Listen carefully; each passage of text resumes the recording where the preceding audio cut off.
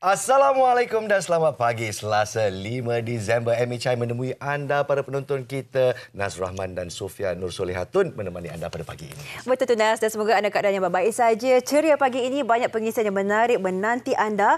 Dan selama ini kita tahu kan dengan perubahan cuaca yang mendadak, dengan mungkin antara keluarga yang ada anak kecil yang kurang sihat dan sebagainya. Sepertilah saya, kita pastinya menghadapi situasi ini bersama. Kita saksikan dulu apakah yang tertera. Kita guna jari Sofia sebab jari Sofia lebih slip daripada saya. Silakan. Okey, takat cuaca pagi ini di keseluruhan ditonjolkan setiap negeri ini memang cerahlah di pagi hari ya. Memang tak ada takat hujan. Tapi bila belah petangnya Nas, itu yang kita melihat perubahan yang agak mendadak. Jadi apa kita lihat kat sini di pagi hari, alhamdulillah, mungkin ada rahmat sedikit daripada Yang Maha Esa. Tapi kalau kita lihat amaran hujan lebat ya, yang berpanjangan dari Kelantan sampai ke Pahang di kawasan pantai timur, hujan berterusan dijangka berlaku di Tumpat, Pasir Mas, Kota Baru, Bacok, Machang dan Pasir Putih 6 Disember hingga 8 Disember ya. Betul. Jadi berwaspada, bersiap siaga.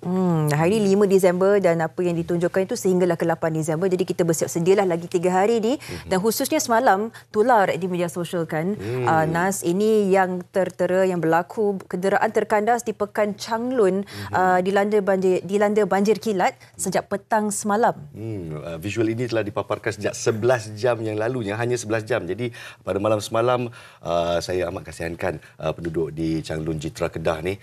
Kalau kita fikir pasal Jitra, saya fikir pasal kari ikan sembilang. Tapi pada masa ni tak boleh fikir pasal makanan, kita fikir pasal keselamatan rakyat Changlun. Dan bukan saja di Changlun saja, insya-Allah kita di MHI akan membawa secara langsung keadaan di Rantau Panjang Kelantan sedikit masa lagi ya. Betul. Setakat ini trend penurunan bagi takat banjir itu memang ada. Sebab kita melihat ni banjir kilat memang sebegitulah. Bila kita berada di jalan raya memang kita tak menjangka. Tapi bila naik tu, itu yang kita kena tahu apa yang perlu dilakukan sekiranya jalan tu dinaiki air. Jadi mungkin dia boleh dibawakan pada hari yang lain. Betul. Dan tepat sekali. Apa yang juga yang hangat diperkatakan kalau anda melihat beberapa aplikasi tertentu mengatakan bahawa anda boleh claim tebus kredit e-Madani. Itu betul memang ada bantuan e-Madani ni. Tetapi ada yang kita risau ni menjadi scammer pula. Itulah dia. Jadi Kementerian Kewangan menasihati orang ramai supaya sentiasa berwaspada dengan tawaran perkhidmatan penebusan tunai atau cash out bila kita melakukan pemindahan secara peer-to-peer kredit. Jadi kalau boleh kerajaan perpaduan kita inginkan rakyat Malaysia untuk menggunakan fasiliti digital ini untuk membiasakan kita semua untuk merapatkan jurang digital antara rakyat dan juga kerajaan dan juga badan-badan kewangan. Tapi di sini ada juga yang mengambil kesempatan untuk cash out dan boleh dikenakan tindakan undang-undang ya. So sentiasa berwaspada, janganlah tamak haloba, insya-Allah. Okey, yang pastinya apa yang anda perlu tahu bagi bantuan e-Madani ini tak ada penebusan wang atau kredit. Boleh digunakan secara digital pembayarannya tapi tak boleh nak keluarkan jadi cash ya. Ditolong Cakna kalau ada yang menawarkan tolong jangan terpedaya. Jangan tamak haloba. Okey, kita teruskan dengan perkembangan terkini di Israel. Kita lihat kepecangan di Israel Gaza dan inilah dia perkembangan terkini. Israel bahagikan Gaza kepada 2,375 blok dan tiada lagi tempat yang selamat buat mereka. Jadi apa yang kita dapat baca di sini, Israel menggunakan strategi baharu dengan membahagikan semenanjung Gaza kepada bahagian-bahagian ini dalam fasa peperangan kedua bermula Jumaat lalu. Semestinya IDF itu sendiri dalam laman web mereka menerbitkan peta zon selamat yang kononnya untuk memudahkan pemindahan. Tapi apa yang kita tahulah bagi rejim Israel ini memang berkaitan perpindahan dan sebagainya, kita agak risau juga dengan apa yang diletakkan sebagai strategi terbaru, lagi berpecah, lagi dipaksa keluar bagi rakyat Palestin, dan kita mengharapkan agar bantuan itu sekurangnya mampu masih untuk disampaikan kepada mereka lah. Untuk Sofia katakan sebagai strategi. Untuk saya nyatakan sebagai tipu helah daripada rejim Zionis untuk mengambil lebih banyak tanah dan kita akan saksikan. Moga-moga selamat saja. Kita berikan atau titipkan doa buat pejuang-pejuang di Palestin. Ya, dan semestinya banyak pengisian yang kita akan bawakan sedikit tentang kesihatan kita. Tak apa yang hari Selasa yang penting ni, kita akan bawakan nostalgia seni. Nostalgia seni untuk kita turunkan darah-darah yang sedang yang orang kata membuat-buat di sini kan. Jadi untuk nostalgia seni kita, seorang artis yang ada suara garau-garau. Dia punya lagu famous dia Wah, sewaktu saya sekolah menengah lagi. Cewa, sekolah menengah lagi. SOT, semua orang tahu dia macam ala-ala Backstreet Boys gitu. Kenal tak siapa? Saksikan bingkisan ini. Semua orang tahu kita kan bersama bila sampai waktunya. Datanglah padaku. Semua orang tahu antara lagu yang menaikkan nama penyanyi kelahiran Sarawak, Ramzani Kasim, atau lebih popular dengan nama komersial, Ram. Mula aktif dalam bidang nyanyian sejak tahun 1997, penyanyi yang terkenal dengan vokal serak basah ini pernah tercalon dalam kategori vokal lelaki terbaik di anugerah industri muzik sebanyak 3 kali. Selingkar Kasih, antara lagu dalam album sulungnya, telah mendapat sentuhan daripada komposer yang meningkat naik ketika itu, iaitu Ajai. Hasilnya, Selingkar Kasih kekal malah segar dan masih menjadi siulan peminat sehingga hari ini. Tetapi selingkar kasihmu telah terurai, meragut dan menyayat. Lagu berjudul Impian Cinta dalam album keduanya pula berjaya melayakkan diri ke anugerah juara lagu ke-15 dalam kategori balada.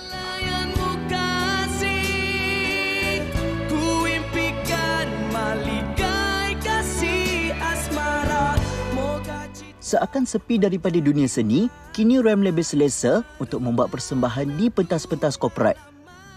Malah, perjuangan serta minatnya dalam industri muzik tanah air tidak pernah padam dan sentiasa memberi yang terbaik buat peminat. Tiap saat membara.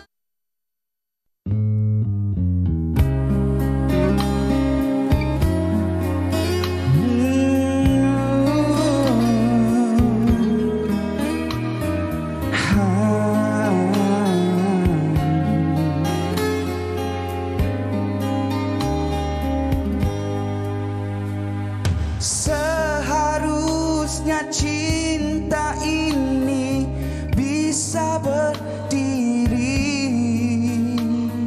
sebagai sebuah istana megah, menjadi persinggahan mahkota hati, melambang kebahagiaan kita. Seharusnya cinta kita bisa tersenyum seolah seorang puteri ayu akan menjadi idaman mahkota hati, lambang pengorbanan kita yang suci. Tetapi selingkar kasihmu telah terurai, meragut dan menyayat. Hati ini jua masih lagi selingkar kasihmu yang menghantui, bersedar dan merayu. Rindu daku jua,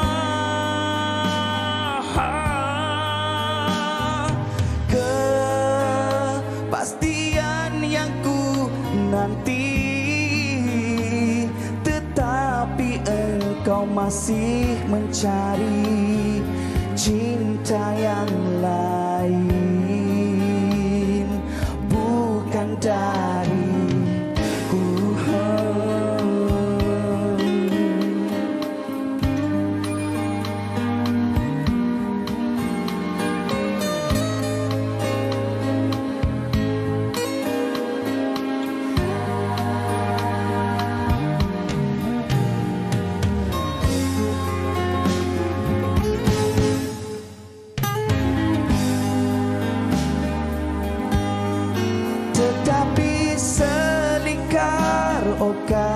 kasihmu telah terurai, meragut dan menyayang hati ini jua.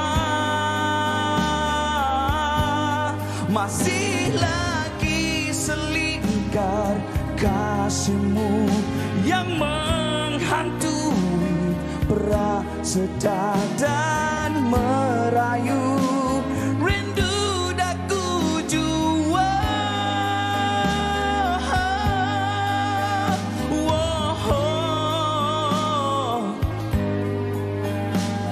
Seharusnya cinta ini bisa berdiri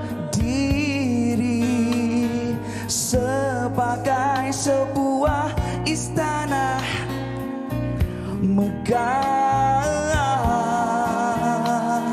menjadi persinggahan mahkota hati, melambang kebahagiaan kita.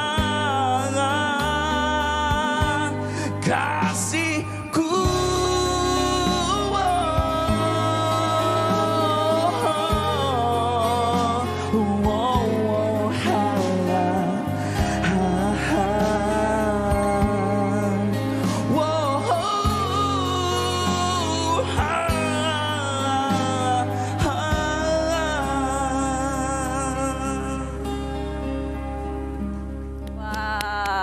Selingkar Kasih.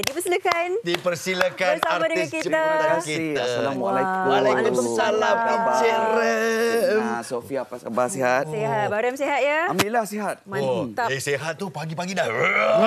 Pagi-pagi aku dah menegan dah. Terima kasih. Itulah dia. Tapi Abang Rem memang terkenal dengan suara yang garau. Ya. Asal lah Rem Jauh duduk sangat. Oh, jauh sangat Dekat ke? sikit. Dekat sikit barulah ramah mesra. Masih lagi dalam rasa keadaan tu. Terasa. Kenangan COVID tinggi. Jauh-jauh. Oh, dah lupa dah. Okey. Distancing. Tapi Alhamdulillah saya faham sebagai artis yang dah lama makan asam garam, COVID menjadi penangan, kita berhenti seketika. Lepas tu saya pun dengar ura-ura kan, Abang Rem tiba-tiba dah balik Sarawak begitu kan. Oh, saya sebenarnya saya tidak balik Sarawak sebenarnya. Tapi saya more to, dengan mak saya. Mak saya pun dah berumur sekarang ni. Hai Mak. Alah, sayang. Jadi, I lama dekat KL, I rasa macam satu tanggungjawab I adalah jaga mak saya. Saya dah duduk KL dah hampir 30 tahun ya. Dekat Kuala Lumpur. Pejam celik Pejam celik dah hampir 30 years dah ya. Itulah dia. Nas kita ada lagi tanggungjawab yang perlu kita buatkan. Saya setuju. Ibu bagaimana sekarang? Ibu sihat walafiat. Walaupun dia 78 dah sekarang. Alhamdulillah. 78 masih lagi jom kita pergi beli sayur. Wah, itu yang kita nak dengar tu. Saya faham nanti tengok anak anti pun masih ligat sampai sekarang nanti. Alhamdulillah. Jadi kita ingat penangan lagu SOT Semua Orang Tahu. Lepas tu dan Selingkar Kasih lah yang melonjakkan populariti rap, memenangi anugerah industri muzik kelima. Alhamdulillah. Tak salah ni. Tapi bila menyepi tu banyak peminat yang tanya macam Rem pergi mana tu yang ura-ura pergi Sarawak lah dan sebagainya. Apa yang terjadi sebenarnya? Actually sebenarnya banyak benda yang saya buat. Saya buat banyak private function sebenarnya. Di mana tidak diwawarkan di stesen TV ya. Masa time tu kita tidak ada social media ya. Kita tidak ada social media ni, kita ada cuma analog saja. Kita ada analog. Jadi itu menyebabkan mungkin orang rasa benda sekarang ni memang dah terdedah dengan social media kan. Mana-mana pun artis tu memang akan terdedah dan orang akan tak dapat even komunikasi dengan mereka tu. Itu sebenarnya ada je. I still alive, kicking still. Yes, and I understand live show pun memang banyak lagi kan. Masih buat private function, masih lagi buat show ni mesti ada lagi. Cakap pasal analog, saya mungkin nak kena duduk sini. Janganlah gitu. Yang muda-muda ni. Ya, betul-betul. Apa yang saya boleh katakan adalah kalian berdua merentasi zaman ya, analog ke sekarang ni social media. Kadang tak perlu nak ada single atau album, tiba-tiba dah macam boleh ada kononnya kerjaya menyanyi di media sosial. Tapi nak kekal relevan dekat dengan peminat sebenarnya kan Bang Rem. Pandangan ni macam mana? Apa yang sebenarnya yang perlu ada X factor dalam seorang penyanyi itu supaya terus evergreen sampai bila-bila? Yang penting sekali kita kena calakan hati peminat-peminat kita. Bukan cala, kita pahatkan lagu. Sesuatu lagu. Bukan cala tu macam menjedihkan. Bukan, it's not cala what I mean. Adalah kita pahatkan dia dengan satu lagu yang indah di mana mereka akan ingat sampai bila-bila. Betul. Itu satu hits yang kita kena bagi. Kita kasih yang first album tu kena kasih betul-betul. Itu yang saya rasa lah. And then masih lagi sekarang pasal social media sekarang memang easy lah to get access to see the artist. Boleh tengok mereka secara live. Even dia tanya apa khabar, kita jawab apa khabar baik dekat social media, betul tak?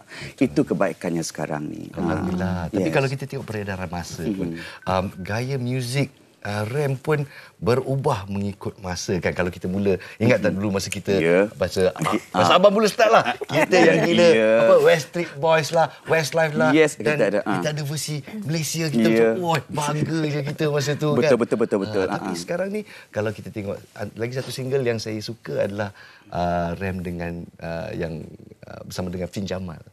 Dia lebih kepada rock, nanti bila kaya tajuk lagu tu. Nanti bila kaya. Lagu tu. Tapi dah tukar sikit dia punya genre muzik. Dah tukar. Adakah itu rahsia dia? Bukan rahsia, itu ada ikut edaran masa. Kita ikut edaran masa, tapi saya ni masih lagi pop R&B. I still consider myself as a penyanyi pop je lah. Penyanyi pop. Pop R&B, kita nyanyi lagu yang top 10 kalau boleh, top 10, top 20 kena ada, kena tahu lagu tu. Maksudnya ada lagu baru, kita dengar aja, kita belajar aja macam tu. Dan relevankan kepada mereka yang kita buat live show dan sebagainya. Yes, exactly, betul. Jadi saya nak just compare lah. Dulu masa dia menang anugerah industri muzik kan, masa tu dia top lah. Alah, itu cerita lama. Tetapi alhamdulillah, I bersyukur sangat itu. Antara babak-babak menarik atau tidak dapat dilupakan? Sebab saya datang daripada jauh ya, because kita nak kerjakan cita-cita tu, kita kena tinggalkan keluarga kita. Dari Sibu daripada Sibu, daripada Sarawak tu saya tinggalkan ketika saya usia 20 tahun dan saya merantau ke KL. Di mana kat situ tingkat 4 ya. Tingkat 4 baru dibina masa time tu. That was 93 or 94. Wow. Yes. Sofia terkebel-kebel. Saya berangkat lagi. Saya datang kat sini. Jadi apabila yang paling saya rasa benda yang agak tak boleh lupa adalah saya menang anugerah itulah artis baru terbaik ARM tu. That is the thing. I rasa benda tu berbaloi. I sedih tak balik raya. I sedih tak balik puasa. I berjuang untuk seni. That is benda yang agak special. Tak boleh precious moment. Dan penonton-penonton yang sedang komen kat Facebook pun macam Abang Rem, alhamdulillah dapat dengar balik suara dia. Selingkar Kasih tu macam lagu karaoke yang wajib tau. Kalau kita lalu je mesti ada orang nyanyi lagu. Baru Abang Nas nyanyi lagu masa karaoke. Cuba kau dengar sikit. Jangan. Masa dah tak cukup. Allah, masa pun dah tak cukup. Merah muka kenapa? Matching awak punya baju. Matching dengan saya. Nak bertanya kepada Rem. Mungkin ada pesanan kepada peminat-peminat di luar sana yang mungkin dah lama nak dengar naskah baru daripada Rem. Okey, sebelum tu saya ucapkan terima kasih kepada MHI TV3 kerana sudi jemput saya pada pagi ni. I really appreciate it. Dan kepada peminat-peminat tu, terima kasih atas sokongan anda selama ni, kalau ikutkan album tu 26 tahun ya. 97. Yes, 26 tahun. Terima kasih atas sokongan anda dan keep on sokong saya. InsyaAllah saya akan keluarkan single terbaru next year. Wow. Jangan lupa kalau peminat tu dia akan pantaunya, tak ada masalah. Dan satu lagi kepada siapa-siapa sajalah ya, nak tengok saya, bolehlah ke TikTok saya, tengoklah Rem Kassim, REM CASSIM official. Semua macam tu, REM CASSIM. Facebook, semua social media saya, semua nama yang sama. Terus boleh say hi direct kepada Abang Rem. Nak saya nyanyi semua orang tahu. Jangan abaikan penerbit kita meminta satu nyanyian. Tapi Rem tahu saya bukan seorang penyanyi. Saya sebenarnya seorang dancer. Buat dancer begitu. Jangan pagi-pagi. Jangan. Dia nak Rem nyanyi sikit. Okey, dia macam ni. Okey, lagu ya. Semua orang tahu Semua orang tahu kita akan bersama bila sampai waktunya. Dah sampai waktunya. Itu dah sampai waktunya. Dah boleh dah. Habis. Dah sampai waktunya.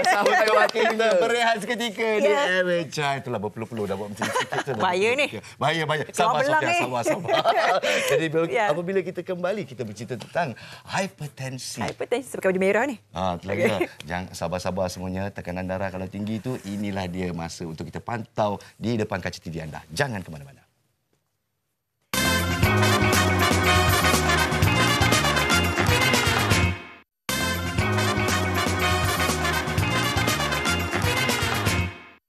di mana-mana anda di Malaysia hari ini, Nas dan saya, dan pastinya kalau anda dah melihat, mendengar apa yang kita bincangkan ni, tekanan darah tinggi ni kan antara orang kata pembunuh senyap. Kita semua tahu apa benda. We know, kita tahu. Tapi masalahnya adakah kita melakukan sesuatu perubahan dalam kehidupan kita?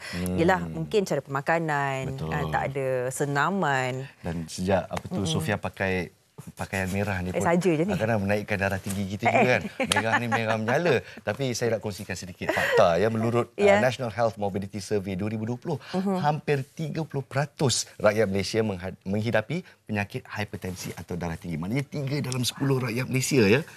Semuanya kerana gaya hidup atau mungkin ada ciri-ciri yang tertentu. Kita bersama dengan Dr. Wan Zul Haikal Hafiz Wan Zukiman, pakar perunding nefrologi intervensi di Hospital Sultan Abdul Aziz Shah UPM. Assalamualaikum doktor. Waalaikumsalam warahmatullahi wabarakatuh. Sangat penting topik ni pagi ni. Ya, memang sangat penting. Sangat penting. Sebab kita bercerita dengan doktor tadi. Menurut doktor, kebanyakan daripada pesakit-pesakit beliau berumur 30 tahun ke atas. Sangat muda. Anda termasuk terangkum di dalam kategori ini ya. Jadi doktor, kalau kira peratusan tu tinggi ya? Tinggi. Kalau macam Nas cakap tadi, 3/10. 3/10 Wah. Bayangkan kalau kita dah 3 ni, salah seorang daripada kita barangkali. Barangkali yang pakai merah, yang pakai merah lah selalunya kan doktor. Kan? Doktor cakap macam ni pagi-pagi, kita dah tiba-tiba macam Takut statement dia doktor. Dia kita. Tapi ada yang mengatakan lelaki ni yang lebih orang kata prone ataupun lebih terdedah. betul. Lelaki lebih cenderung. Kalau kata dari segi kita lihat daripada survey yang tadi yang Nas tekankan tadi, memang 50% lebih. Memang lelaki. 50% lebih. Memang lelaki. Adakah mereka sudah berkahwin atau tidak? Itu soalan Tetapi lain. Itu berwaspada dengan satu episod kita kena ambil untuk diskusi, tapi kita bergurau saja di pagi hari ini. Sebenarnya ia sesuatu yang sangat serius sebab seperti Sofia katakan tadi, kita tak nampak pembunuh ni kan. Boleh doktor tolong ulaskan sedikit kenapa? Kita tak nampak pembunuhan, orang kata bukan kata pembunuhan, penyakit ini disebabkan oleh awareness. Kita punya kesedaran tahap kesihatan kita. Dan kita dapati kebanyakan rakyat Malaysia ni tidak mengamalkan satu sikap. Sikap di mana ingin mengetahui tentang kesihatan. Jadi mereka tidak melakukan ujian kesihatan yang baik dan mereka tidak mengetahui. Dan kadang-kadang simptom ini dia orang ingat macam biasa saja. Sakit kepala, penat-penat, sakit dada sikit-sikit. Itu mungkin orang kata benda tu biasa. Lepas buat kerja penat ke macam mana tu. Tapi walhalnya sebenarnya itu adalah mungkin salah satu simptom darah tinggi. Bila kita menyentuh, maaf Nas, menyentuh tentang tanda-tanda ni, adakah semua tanda yang disebutkan oleh doktor, contohlah sesak nafas, sakit dada, penat dan sebagainya, adakah kena ada gabungan semua simptom itu untuk confirm darah tinggi ataupun salah satu dah cukup untuk jadi orang kata petanda awal? Ya Sofia, hanya cukup satu pun cukup dah. Ya, satu. Macam contoh, for example, kalau katakan seseorang itu dapat sakit kepala yang kerap. Selalu dapat sakit kepala. Lepas tu dia ingat, just rehat saja, pergi rehat, sakit kepala hilang. Walau sakit kepala, rehat tu adalah macam salah satu intervensi untuk kita menurunkan tekanan darah kita. Tapi bila kita melakukan sesuatu atau stres, tekanan darah akan naik balik. Dan sakit kepala datang balik. Jadi apa yang kita dapati apabila rakyat Malaysia menghadapi simptom-simptom seperti ini, kebanyakan yang saya tanyalah daripada pengalaman saya sendiri, tak nak tahulah, lagi tak tahu lagi baguslah. Macam tu. Jadi doktor, untuk saya tak pernah sabar. Doktor macam mana? Tak pernah sabar, tak boleh. Memang kena tahu. Bila you ada simptom yang rasa itu adalah bukan diri you, you sepatut berjumpa doktor. You sepatutnya melakukan ujian saringan kesihatan. Itu yang memang sepatutnya. Bukan membiarkan saja. Apa yang antara yang akan dilakukan oleh doktor sendiri bila doktor ada syak di mana seseorang ini ada darah tinggi? So kalau katakan seseorang itu ada darah tinggi, menjumpa kita, apa yang kita buat, kita akan buat ujian dengan tekanan darah tersebut. Dan apabila kita lihat, tekanan darah dia tinggi, dan kita akan tanya tentang history, apa dia punya sejarah kesihatan dia. Dan seterusnya, kalau kata kita rasa ini perlu dirawat, kita akan terus rawat. Kalau kita rasa, mungkin faktor stres, faktor kerja ataupun faktor benda-benda lain, dan kita akan minta dia datang balik kepada kita untuk melakukan beberapa lagi ujian sebelum kita kata dia ni pesakit darah tinggi. Jadi sebelum kita ke rawatan dan sebagainya, saya nak tanya, adakah penyakit hipertensi atau darah tinggi ni eksklusif hanya gaya hidup yang kurang sihat ataupun mungkin ada faktor-faktor lain? Banyak faktor-faktor yang kita boleh kita listkan punca kenapa darah tinggi ini berlaku.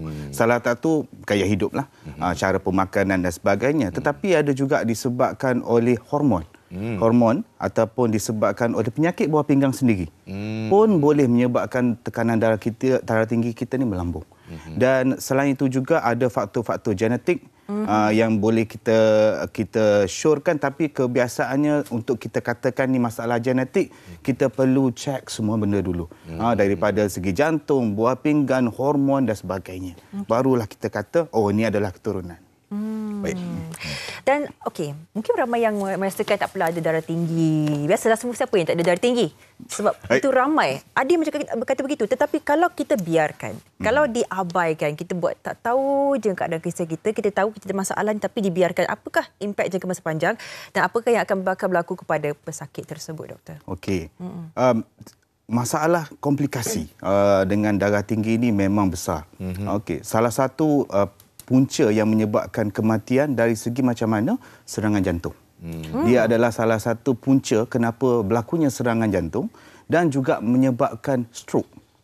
Stroke yang boleh kita katakan bila seseorang itu kena stroke, dia terlantai, dia duduk saja dan berbaring dan tak boleh buat apa-apa dan sebagainya. Dan di samping tu juga dia boleh menyebabkan kerosakan buah pinggang yang teruk di mana boleh menjurus ke arah dialisis. Wow.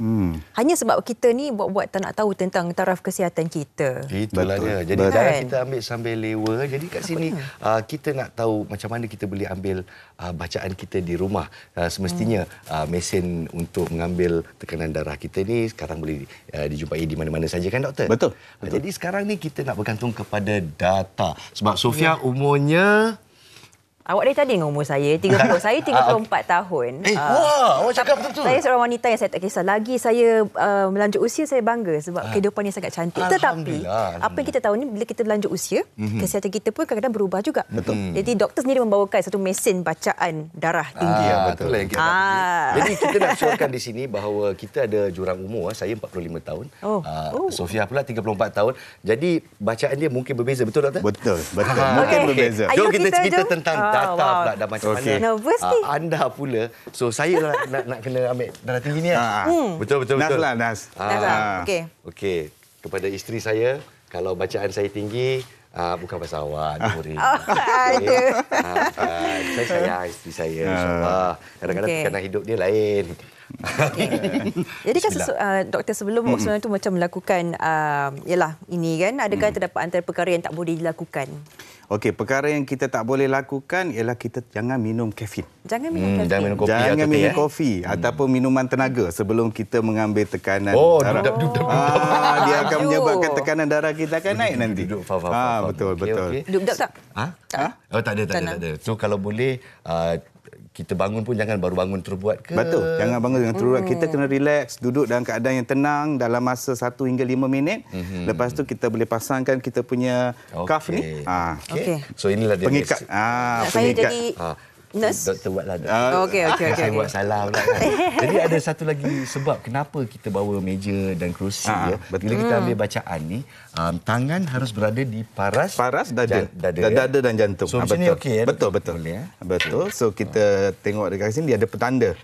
Ada tanda kat situ untuk kita lihat macam mana kita nak ikat dia betul-betul di tengah ini. Dan terus kita ketatkan dia dan tarik dan Okey. Dan ready Nas untuk dia tekan. Okey. Jadi kita tengok dulu tinggi atau rendah. Sofia pun boleh tekan. Kita tekannya start ya. Bismillah. Bismillahirrahmanirrahim. Start. Dan secara purata ni kita kena buat lebih dari sekali kan? Betul. Kita kena buat at least kurang-kurangnya 2 kali atau 3 kali. 2-3 kali untuk dapat purata. Bukan purata lah. At least kita dapat yang paling rendah yang kita nak lah. Mungkin tinggi sikit sebab saya tengok doktor ni terlalu tampan. Di set. Jadi saya mungkin bergegas sikit. Bacaan paling tertinggi sebelum dia menurun ni adalah 155. InsyaAllah. Okay, Belum lagi. Belum habis lagi lah. Jadi kita dengan yang tinggi, kita tunggu dia turun dulu. Tunggu sampai dia betul-betul. Sampai dia tit gitu. Okey, baru saya tahu. Nampak sangat tak pernah pergi cek Sofia. So, kena check ni Ya Sofia. je doktor tengokkan ya. Kita Oh, ini cantik ni. Cantik. Boleh diterima ni. Boleh diterima. Boleh diterima. Apakah bacaannya normal sebenarnya? Okey, bacaan kalau kita tengok kat sini dia ada tulis systolik dengan diastolik. So biasanya doktor akan tekankan bahagian systolik lah. Yang 121 ni 121 ini. So kalau 121 ni kita consider dia normal. So kalau yang lebih pada 140 tak normal. Oh, itu tak normal. Itu tak normal. Jadi itu tinggi. dia berbeza macam kita tanya tadi kan, dia berbeza dari segi jangka umur. Jadi untuk orang yang 40 ke atas, apakah bacaan yang Okey, kalau katakan 40 ke atas tu 140 ke bawah consider okey. Oh, still okey lagi Okey, still okey. Alamak, 140 ke bawah ni okey lagi. Saya tak normal ke? Ni okey. Okey, Okey ni bawah. Bawah Awak tenang tengok muka saya. Mungkin Saya lah, tahu. mungkin lah. Okey, sekarang Sofia pula cuba. Sebab kita tengok lelaki dan wanita ni berbeza. Dan lagi umur kita dia 40 lebih, kita 30 lebih kan. Itulah dia. Okey, Sofia dah bersedia? Sebab saya nak bagi satu, saya tak tidur semalam. Jaga anak sakit. Dia mungkin ada sakit. tekanan tu sedikit. Mungkin. Dan tengok menunjukkan kepada para penonton lah. Tapi bagus juga kalau kita sebab apa tu yang saya faham, kekurangan tidur juga antara punca utama Betul. hipertensi. Ya? Kekurangan tidur atau stres. Keadaan stres tu boleh Oh, menyebabkan saya sangat stres. tekanan darah kita melambung tinggi. Terbalik, sayang. Tahu Terbalik, terbalik. ya. Tak betul. Tapi tapi apa tu, kita juga kena pantau berat badan. Betul, berat badan dan kita. juga kolesterol level juga ya. Betul. Okey. Itu adalah salah satu kalau kita katakan kita gabungkan semua penyakit tu, kita panggil dia metabolic syndrome. Metabolic syndrome. Ya. Doktor, saya ni tak tahu saya buat betul ke tidak, doktor. Betul. Betul. Lembut je awak ikatkan Tak, saya abang-abang. saya sampai awak takut ni ya. sangat. Saya Okey. takut anak dara orang ni. Okey, comfortable? Seketat yang boleh. Okey, Tekan bismillah. Bismillahirrahmanirrahim. Kan sekali lagi, Nas. Okey, tekan lagi sekali. seorang yang- Oh, sekarang tak payah guni yang sok. Tak payah, tak perlu. Ini pun boleh dapat dekat farmasi pun boleh dapat. Okey. Saya menampak sangat jangka umur saya kan yang picit cuk. Oh, itu dah lama. Kita sama, Nas. Kita sama. benar, kita Ada doktor muda lagi. Okey. Kalau kita katakan bacaan kita tak normal, berapa lama kita harus pantau? Sentiasa atau kita kena jadikan kebiasaan? Kita kena jadikan kebiasaan. Apakah bacaan saya? Belum lagi. Ada Ada rasa saya yang nervous. Sini ada rasa duk tak? Sikit. Dia rasa Ada macam sikit. berdenyut-denyut dekat situ. Yeah, bila dah rasa denyut-denyut tu nak ambil lah. Bismillah. Kita tengok result nanti. Cik. Macam rendah. Okey, 132. Okey. Okey. Boleh. Alhamdulillah. Boleh. Okey. Kita boleh terima yang tu. Untuk wanita 30-an, boleh. Boleh. Tapi kalau katakan bacaan saya kata tadi, kalau bacaan tu lebih 140, kita kena buat sesuatu. Kita kena jumpa doktor. Jadi yang macam katakan KCPCP atau borderline dia tu apa nombor yang harus dipantau dia? Tak, sama. Bacaan dia mesti bawah 140. Kalau CPCP pun, dia kena berjumpa kerap dengan doktor dan doktor akan bagi nasihat yang terbaik untuk Okeylah, katakan kita bila test dalam seminggu tu 3 kali dah kena 142, 145. Apa yang kita harus lakukan? Jangan panik Sofia. Okey.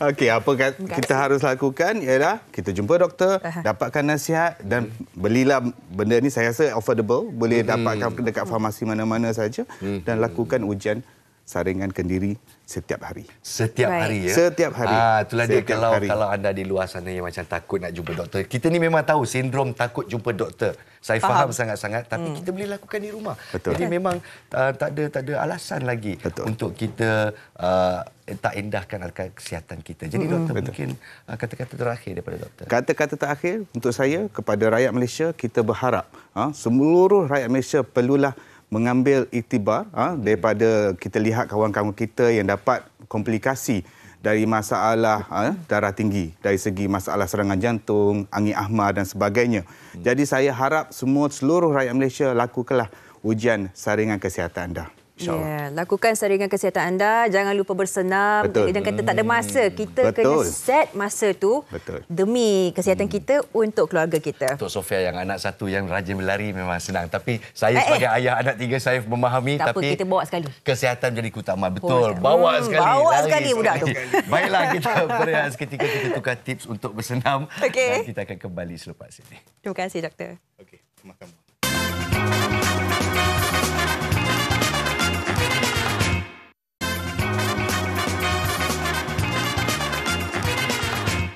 Baik, Hai, terima kasih kerana masih bersama kita di MHI. Di pagi ini kita bercerita tentang itu dia rancangan Malaysia yang ke-12 menekankan pendidikan teknikal dan latihan vocational atau TVET, dan insya-Allah salah satu daripada 14 pemacu perubahan buat negara kita. Jadi macam mana kita nak terus memacu TVET kita atau industri TVET kita? Kita bersama dengan seorang yang memangnya mahir ataupun arif tentang perkara ini, pengerusi Lembaga Pengarah PTPK atau Perbadanan Tabung Pembangunan Kemahiran. Kita menjemput teknologis Zahir Hassan. Assalamualaikum Tuan Zahir. Waalaikumsalam warahmatullahi taala wabarakatuh.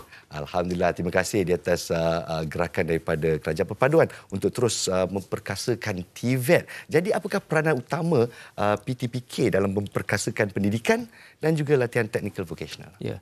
Sebelum itu, terima kasih kepada MHI menjemput kami untuk memberi ruang dan peluang untuk kita menjelaskan sedikitlah tentang PTPK ini. PTPK adalah satu agensi di bawah Kementerian Sumber Manusia. Ya. Kita bergerak mempunyai fungsi yang khusus untuk menyediakan dana untuk pembelajaran dan juga pembiayaan latihan-latihan TVET itu sendiri.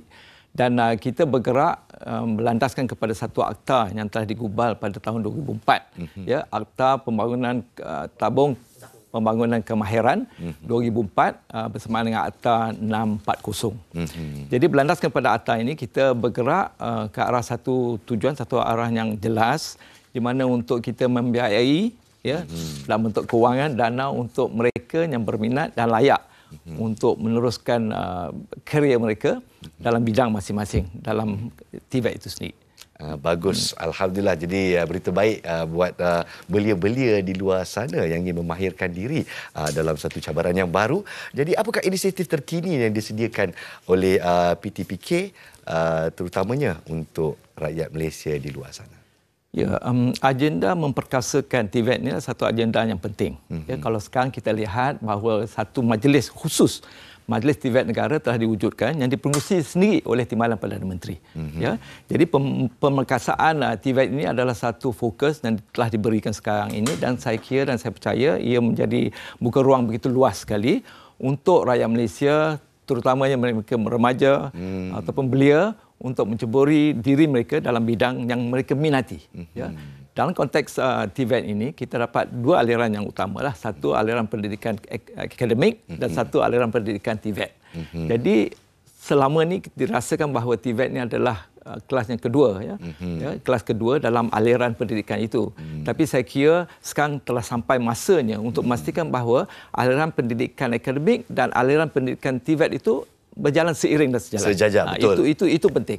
Kerana dia bukan lagi satu aliran pendidikan yang second class, tetapi adalah satu aliran yang penting bagi memacu pertumbuhan ekonomi negara kita, insya-Allah. Betul. Jadi dari lepasan sekolah dan tidak lupakan mereka yang ingin bekerja dan ingin menambah kemahiran juga dapat orang kata mempelopori TVET ini, ya. Jadi di sini kita nak cerita tentang pinjaman latihan kemahiran Islamik. Boleh tuan ceritakan sedikit? Ya. Sebelum tu saya nak kait sedikit tentang TVET ini. Maknanya fokus TVET ini adalah lepasan sekolah sebenarnya.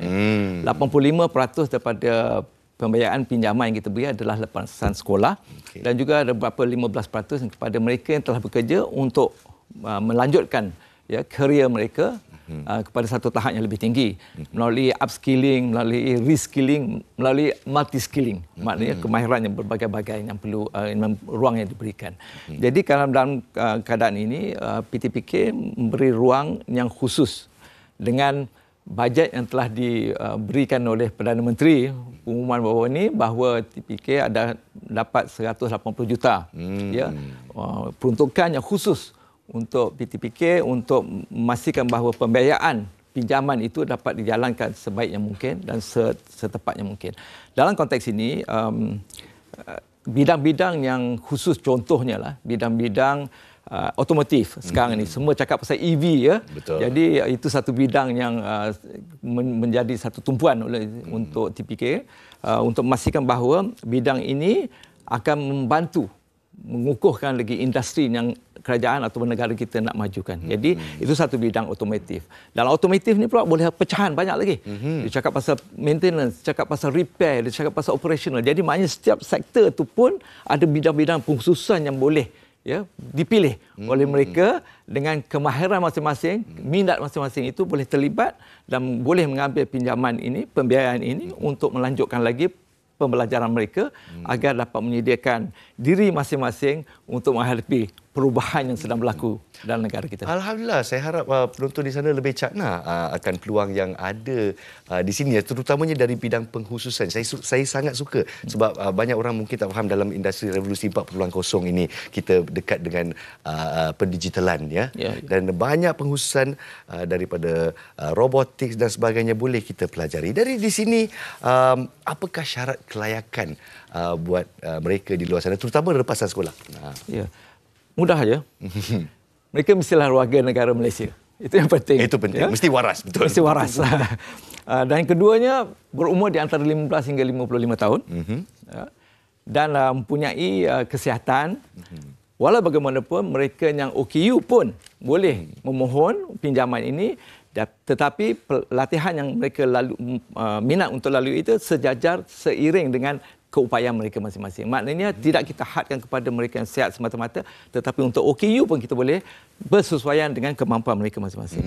Itu dari segi OKU, Malaysia, mereka yang berumur 15 hingga 55 tahun dan sekali lagi maknanya mereka yang lepasan sekolah dan juga yang sudah bekerja. Dan dalam konteks ini, PTPK juga mengendalikan beberapa dana bersama-sama dengan badan yang lain. Contohnya dengan MPC, Malaysian Productive Corporation, di mana kita ada satu dana yang kita sebut sebagai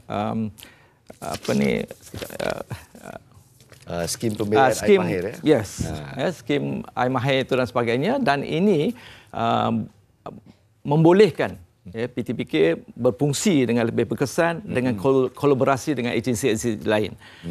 Perlu juga saya sebutkan di sini bahawa latihan TVET ini kebetulan melibatkan 12 kementerian yang sebenarnya. 12 kementerian menawarkan latihan TVET. Bagus. PTPK adalah satu agensi di bawah Kementerian Sumber Manusia yang menawarkan pinjaman, tetapi banyak lagi kementerian-kementerian yang menawarkan latihan-latihan TVET ini.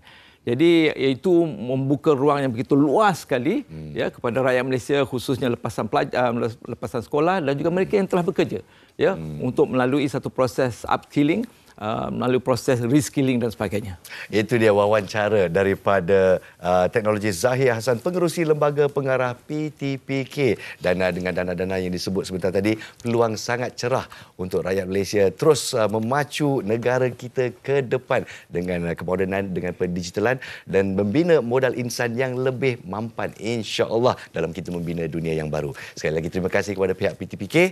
187 juta, itu berat tu tanggungjawab di sana. Baiklah, kita berehat seketika dan apabila kita kembali bersama dengan Sofia, insya-Allah kita akan dapat perkembangan terkini dari rantau panjang Kelantan.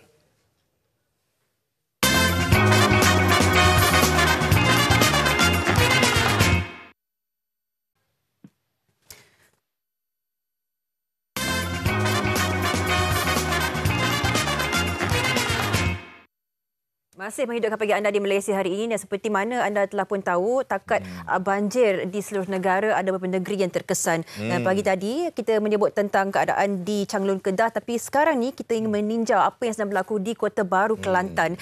Terus bersama dengan Tuan Zainal Madasin. Assalamualaikum Tuan. Waalaikumsalam Haba MHI. Ya, dan terima kasih Tuan kerana terus bertugas dan memberikan perkembangan terkini buat kami rakyat Malaysia. Jadi bolehkah kita tahu secara keseluruhan apakah keadaan di Kelantan setakat ini? Silakan. Okey, no problem. Saya akan jelaskan. Setakat ni dia berlaku pada satu jajahan dan jumlah keseluruhan PPS adalah 13 yang melibatkan mangsa banjir seramai 6,009 orang dan keluarga 1,952. Yang kebanyakannya ni berlaku di Pasir Mas saja. Yang berlaku di Pasir Mas dan di tanah jajahan yang lain tak berlaku setakat ni di Kelantan ni. Malam saya pergi di kawasan Rantau Panjang, khasnya Rantau Panjang juga. Mas tu adalah daerah kepada Rantau Panjang dan semua tu. Jadi Rantau Panjang seperti tempat yang terkena banjir. Semalam hujan okey, dia tak hujan semalam. Dia tak hujan semalam. Baik. Ada pun dia tak kuat lah.